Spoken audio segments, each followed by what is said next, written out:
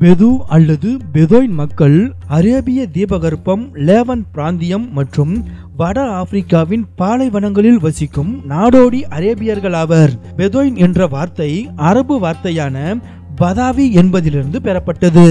இதன் அர்த்தம் டெசர்ட் வெல்லர், அதாவது பாலைவனவாசி என்பதாகும். பெதோயின் மக்கள் குலங்கள் அல்லது பழங்குடிகளாக பிரிக்கப்பட்டுள்ளனர். ஆனால் ஆடு மற்றும் ஒட்டகங்களை மேய்க்கும் கலாச்சாரத்தை பகிர்ந்து கொள்கிறார்கள்.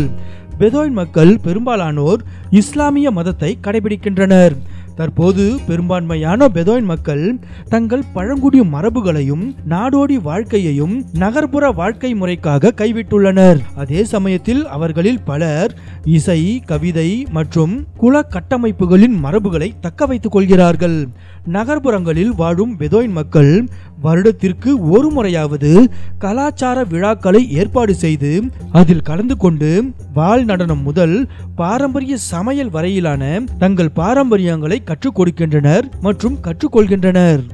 இவ்வுலகில் தற்போது பெதோயின் இனத்தை சார்ந்தவர்களாக சுமார் 40 லட்சம் மக்கள் வசித்து வருகின்றனர். இவர்கள் சவுதி அரேபியா, அல்ஜீரியா, எகிப்து, ஜோர்டான், இஸ்ரேல், ஈராக் மற்றும் பாலஸ்தீன் பகுதிகளில் பரவியுள்ளனர். பெதோயின் மக்களின் அசல் தாயகம் அரேபிய தீபகற்பமாகும். அங்கிருந்து அவர்கள் உணவு மற்றும் தண்ணீர் தேடி பாலைவன பகுதிகளில் பரவத் தொடங்கினார்கள். 11ஆம் நூற்றாண்டில் செங்கடலை கடந்து ஆப்பிரிக்காவுக்கு சென்று கடலுக்கும் நைல் நதிக்கும் இடையே உள்ள பாலைவனங்களில் குடியேறினர். வட ஆப்பிரிக்கா மற்றும் மத்திய கிழக்கில் உள்ள பெதோயின் மக்கள் கால்நடைகளை மேய்க்கும் கலாச்சாரத்தை பகிர்ந்து கொள்கிறார்கள். குறிப்பாக ட்ரோமெடரி ஒட்டகங்கள் மற்றும் ஆடுகளை வளர்க்கிறார்கள்.